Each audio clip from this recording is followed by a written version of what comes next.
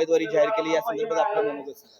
सर्वप्रथम मी राष्ट्रवादी काँग्रेसचे आदरणीय नेते अजित पवार साहेब असतील, तटकरे साहेब असतील, अण्णा बनसोडेजी असतील आणि दत्तात्रय मामा भरणे असतील आणि शहर अध्यक्ष संतोषबाब पवार असतील, यांच्या सर्वांच्या मनापासून आभार मानतो की यांनी मागील 9 वर्षांपासून सातत्याने मी जनतेतील जे कार्य करत आहे त्या कार्याचा लोखाजोगा बघितला, सर्वे बघितला आणि त्यातून जो उमेदवार निवडून येण्याची ताकद ठेवतो अशा उमेदवाराला सन्मानाने बोलवून तिकीट देऊन आज उमेदवारीचा अर्ज दिला आणि हा जो विश्वास माझ्यावर टाकला, मी निश्चित सांगू शकतो की प्रभाग 4 मधील सर्व 4 उमेदवार राष्ट्रवादी काँग्रेसचेच लागतील, घड्याळच लागेल. आपल्या प्रभाग 4 मध्ये वडार समाजांची जिथेही म्हणजे नागरिक राहतात त्यांच्यामध्ये आता सध्याला एक 3 गट पडल्यासारखे झालेले आहेत. एक विनायक अण्णा बिटकरकडे आहे, दुसरा तुमच्याकडे, तिसरा बंटी एनपुरेंकडे आहे. हा समाज जो आपला विखुरलेला आहे त्यांना एकजूट करण्यासाठी तुम्ही आता काय करसाल, पुढची काय पावले तर सध्या परिस्थितीत जर तुम्ही म्हणाल तर मला अजून माहिती नाही कोणी कोणी उमेदवारी दाखल केलेली आहे, परंतु राष्ट्रवादी काँग्रेस तर्फे माझी उमेदवारी एबी फॉर्म भरून झालेला आहे. त्यामुळे वडार समाजातून सध्या परिस्थितीत एकच उमेदवार मला दिसतोय. दुपारी 3 नंतर चित्र स्पष्ट होईल की वडार समाजातून किती उमेदवार आहेत आणि निश्चितपणाने मी सांगू शकतो की वडार समाजाला योग्य चेहरा, योग्य उमेदवार हे माहिती असून सर्वच्या सर्व समाज एकत्रितपणे राहून जरी 2 उमेदवार असले तरी त्यांच्या विचाराने निश्चितपणे मतदान करते. अशी आपण काय जादूची कांडी फिरवली की लगेच तुम्हाला उमेदवारी जाहीर करण्यात आली? नाही, जादूची कांडी अशी काय नसते. लक्षात घ्या, तुम्हाला वेळ द्यावा लागतो, त्याग करायला लागतं. हे समर्पणाची भावना असली पाहिजे एक नेता म्हणून. हे समाजकारण आहे.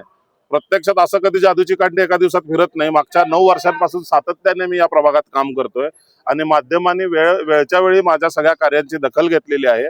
आपण बघत असाल मागच्या 9 वर्षांपासून शालेय साहित्य वाटप असेल, कोरोनामध्ये ॲम्ब्युलन्स डोनेशन असेल, भोजन, जनता भोजन असेल किंवा नाईट कॉलेजमध्ये व्यवस्थापन केलेलं असेल किंवा दहीहंडी, तुम्हाला माहिती असेल सोलापुरातील सर्वात एक प्रसिद्ध दहीहंडी. म्हणजे अशा वेगवेगळ्या कामातून सामाजिक असेल, धार्मिक असेल, शैक्षणिक असेल, महिला विषयक वेगवेगळ्या कामांसाठीचे शिबिरं आपण घेतलेली आहेत. महिलांना रोजगार मिळवून दिलेला आहे. 10,000चा लोन, जर महापालिकेतून तुम्ही रेकॉर्ड तपासाल तर 2023 मध्ये पथारी व्यावसायिकांसाठी जो 10,000चा लोन निधी मिळते, 600 लोकांना मी लोन मिळवून दिलेला आहे आणि गोड दिवाळी साजरी करण्याचं काम मी माझ्या प्रभागातील कष्टकरी कामगारांच्या वतीने केलेलं आहे. त्यामुळे या कामाच्याच आधारे मला उमेदवारी मिळालेली आहे. आज तुम्ही म्हणते की प्रभाग क्रमांक 4 मधून आपण अनेक विकासाची कामे केलेली आहेत, पण विरोधकांना अशी टीका होत आहे की जे तुम्ही विकासाची कामे केलेली आहेत त्याचा पुरेपूर फायदा हा ठेकेदारांना झालेला आहे, नागरिकांना नाही झालेला आहे, असं विरोधक म्हणतात. त्याच्यावर आपण काय म्हणतात? साहेब बघा, विरोधक काय म्हणतात याकडे आपल्याला फारसं लक्ष देण्याची गरज नाही. माझ्या ऑफिसला 10,000पेक्षा जास्त कुटुंबातील लोकांना मी बांधकाम कामगाराच्या माध्यमातून मदत मिळवून दिलेली आहे. ई श्रम कार्डच्या माध्यमातून मदत मिळवून दिलेली आहे. मी आता जे सांगितलं की तुम्ही रेकॉर्ड तपासा, 600पेक्षा जास्त लोकांना मी 10,000चं लोन मिळवून दिलं. माझ्याकडे यादी. हे मग नागरिकच आहेत ना, हे ठेकेदार नाहीत. आणि माझा हा वर्ग कष्टकरी कामगार वर्गाचा आहे, ज्यांचा विश्वास माझ्यावर आहे. आजही मी लोकांचं हे सगळं काम, मग सिव्हिल हॉस्पिटल असेल, बांधकाम कामगार असेल, ई श्रम कार्ड असेल, अशा सगळ्या वेगवेगळ्या शासकीय योजना लोकांपर्यंत पोहोचवण्याचं काम प्रामाणिकपणाने करतोय. आपण पहिले काँग्रेसमध्ये होता, नंतर बीजेपी मध्ये, नंतर आता परत राष्ट्रवादीमध्ये आला. लोकांची एक दिशाभूल होत आहे. लोकांनी तुम्हाला का म्हणून स्वीकारावं सध्या? तर सर्वप्रथम मी सांगतो, काँग्रेसमध्ये सगळ्यात जास्ती काळ मी घालवलाय. 9 वर्षांपेक्षा जास्तीचा काळ काँग्रेसमध्ये गेलेला आहे आणि मी भाजपमध्ये प्रवेश न करता इच्छुक म्हणून फॉर्म भरलेला आहे. प्रत्येक लोकशाहीमध्ये प्रत्येक नागरिकाला आपलं मत व्यक्त करण्याचं आहे आणि त्याचप्रमाणे मी माझी इच्छा व्यक्त केली होती की मला भारतीय जनता पार्टीमधून इलेक्शन लढवायचं आहे.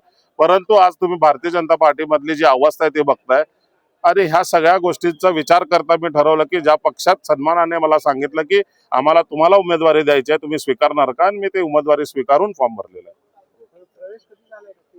प्रवेश ऑफिशियली तुम्हाला आता कळेल. धन्यवाद.